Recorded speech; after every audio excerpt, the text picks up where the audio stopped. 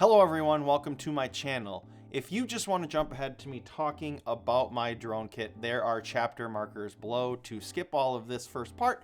But first, quick update. Aside from the FPV drone video I just published, it has been a long time since I have published regular content, about 5 months. And it's because I have been swamped with commercial work. Roll that. And this channel, by necessity, needed to be placed on the back burner. Sorry to my 300 subscribers. I know you've been collectively holding your breath. But this year is the same way that 2020 closed out, and I have been overwhelmed with so many projects, which I am extremely grateful. Okay, but I really don't care about the number of subscribers or the reach of this channel ever. I mean, I'd love for it to grow, but for real, I just love making my own content with my own music choices and having full creative control. And personally, I have watched a ton of videos just like this one with a creative or a YouTuber talking about tech or gear or technique with flying the drone or operating a camera. And I have learned so much from videos just like this one. So I would love to possibly mentor or help anyone who watches this video. And another thing that I've realized working behind the camera the past 5 months, producing projects big and small, sometimes it's fun to be on camera. All right, Mr. DeMille, I'm ready for my close-up. So today I am making this video for me because I really miss throwing in movie and cultural references ad nauseum. So fetch. I love Gretchen Wieners. So let's jump into the video. Today I am checking in with my updated drone kit, a Mavic 3, in lieu of the Mavic 2. I published a video last year talking about my Mavic 2 kit, and this is kind of a quick update on that. Primarily, I am going to be talking about the Mavic 3 because it is the biggest difference in my kit to date, and I will really discuss what I have liked and disliked owning the drone for about 50 days now. Initially, I was going to sell this Mavic 2 Pro right away, out with the old, in with the new, which is something I have always done in my career. I sold the Mavic Air to buy this Mavic 2 Pro. I sold my 5D Mark III to buy Sony cameras, and I sold those to buy Blackmagic cameras. And I always turn over lenses and lights, etc., because it's an easy way to purchase new gear, stay current with new equipment while offsetting that cost of purchasing the new gear by selling the old gear. Oh wow, I didn't realize you were a marriage counselor, Anne. So jumping right out of that rabbit hole I just went down, I have hung on to this Mavic 2 Pro because the Mavic 3 is not yet fully capable. For some commercial work late in 2021, I have still used the Mavic 2 for several reasons. First of which was ND filters. I ordered ND filters for the Mavic 3 when I purchased this drone, and they were on back order for 6 weeks. I actually just got the DJI ND filters in the mail the other day, and as anyone who flies drones commercially knows, you need ND filters. Most of you know that both with the Mavic 2 and the Mavic 3, these drones were released without all the promised DJI features. It's almost as if us early adopters or those who bought the drone right away are the beta testers. But through firmware updates, the Mavic 2 eventually became the beast that it is today, my favorite drone to date. And the 3 is slowly getting there with the intelligent flight modes being recently added in the latest firmware update. That light just change? But even considering that, I have been quite disappointed with a lot of the constraints this drone has currently. DJI boasts the Mavic 3 has 5.1K, but really it's only in certain modes.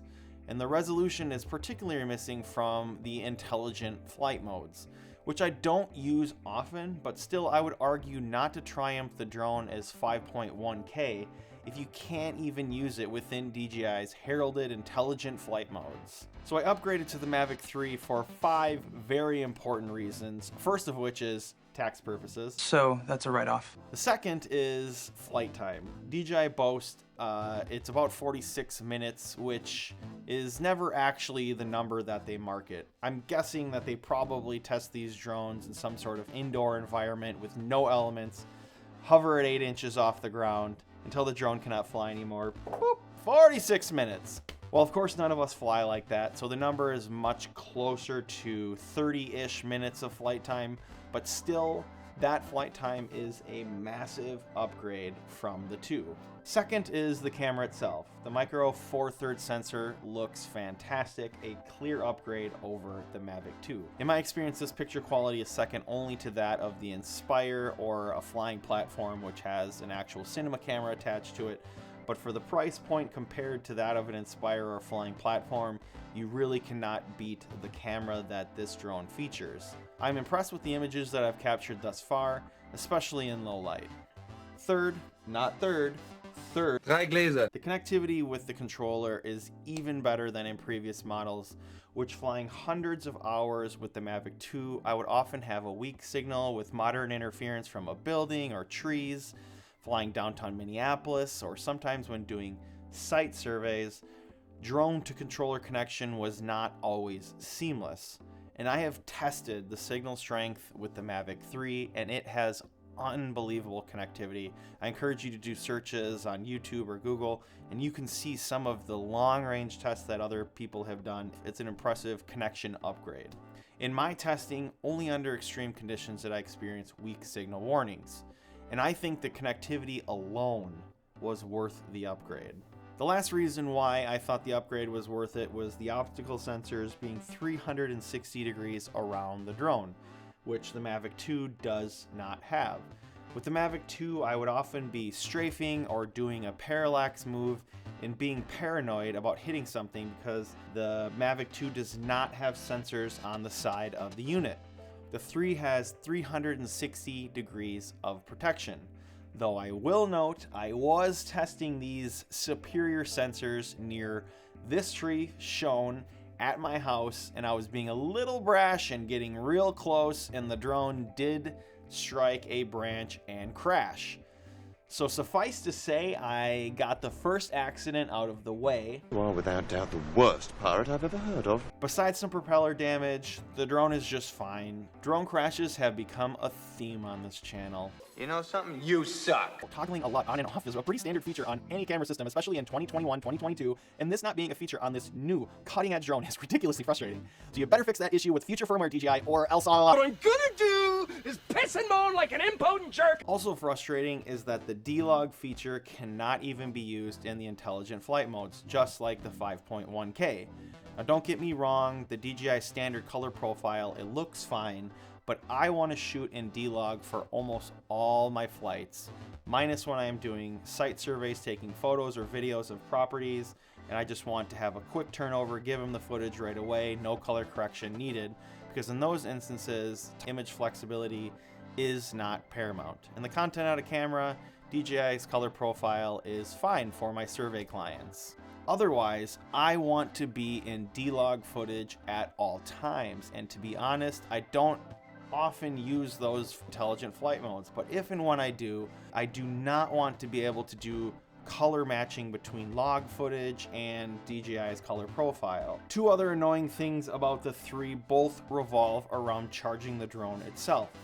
First, on the Mavic 2, you can charge the battery independent of the drone itself.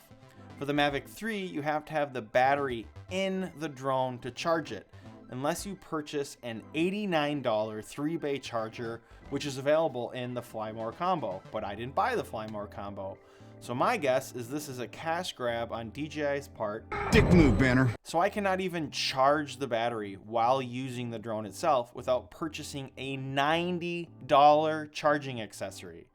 So I'm still holding out to purchase something similar, like this SMA tree charging brick, which I used on the Mavic 2. The batteries pop on and off, and if you don't have a wall outlet where you can actually charge both of these at the same time if you plug it in, if you don't have an outlet, this is kind of like a V-mount battery, and you can charge the batteries on the go, which worked out really well when I was doing site surveys, and I was doing multiple properties and multiple flights on each property where I needed to charge quickly, and I didn't always have access to wall power.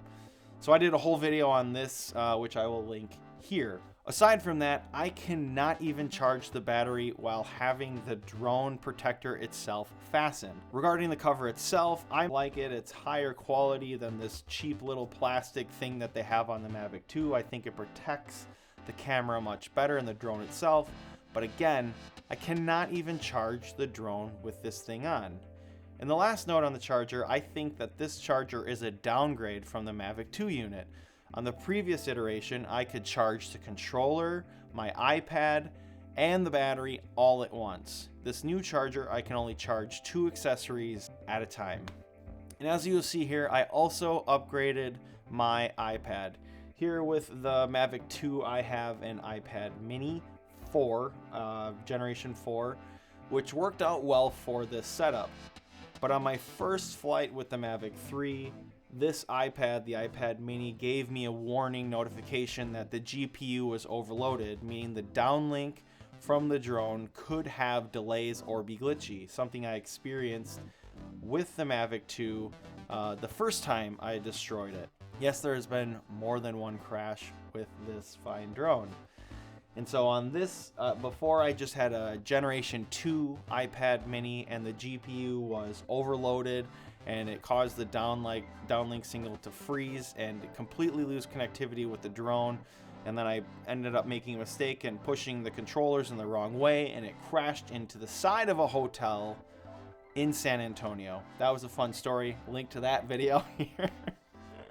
So once I saw that GPU overload signal on this iPad mini, I knew it was time to upgrade the iPad as well.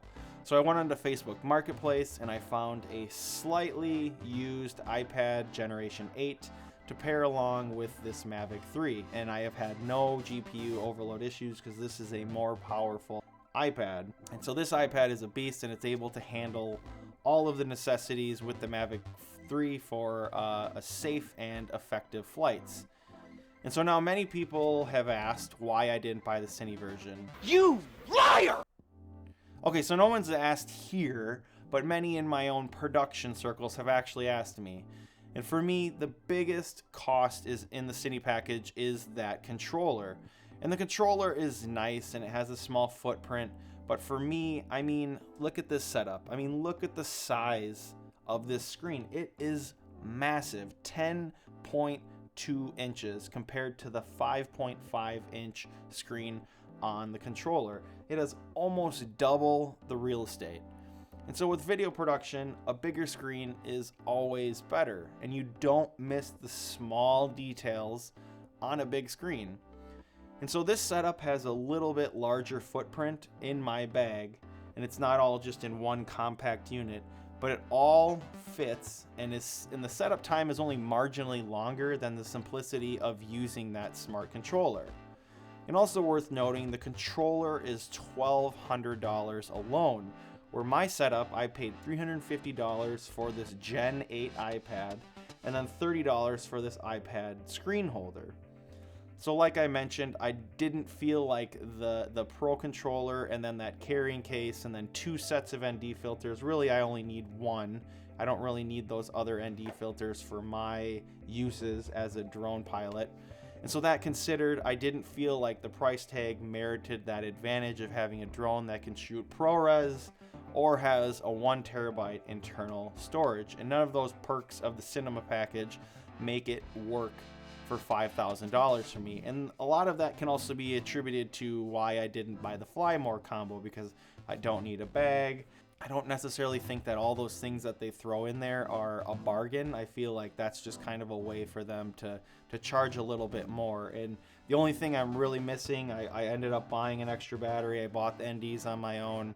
I really just need that extra 3-bay charger, which in my eyes is, you know, again, I'm not going to buy the Fly More combo. I have a great carrying case for it, which this whole entire kit fits in nice and compactly. So Fly More combo was a no-go for me as well. Another thing worth noting on the Mavic 3 is the zoom camera, which for my opinion, in terms of commercial purposes, this zoom camera has no function. It's kind of a gimmick. I don't really find it to be a selling point. It is something that I have enjoyed experimenting with and enjoyed using, But in terms of commercial use, maybe if I had a survey site where I needed to get a close-up on something, it could be beneficial. But otherwise, it just really has no commercial value if I'm flying for a client. In terms of personal use, this feels kind of like an invasion of privacy, just the capability of this camera to be able to zoom in that far with people having no idea that you're watching them so closely. It kind of feels like a spy status type scenario, and I don't know, it definitely makes me a little weary of where drone technology will be 5-10 years from now, and if privacy outdoors will even exist. But like I said, it's definitely more of a gimmick and not something that I would recommend as a selling point for this drone. So this is what my drone kit looks like here in 2020.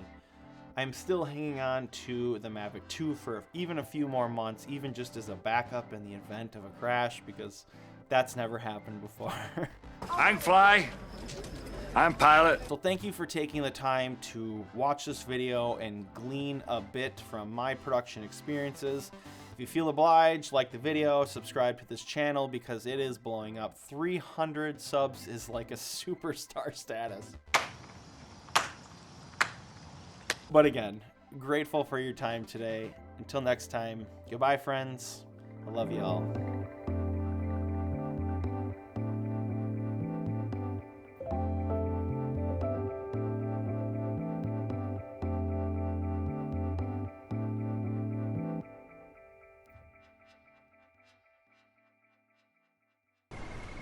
But you have heard of me.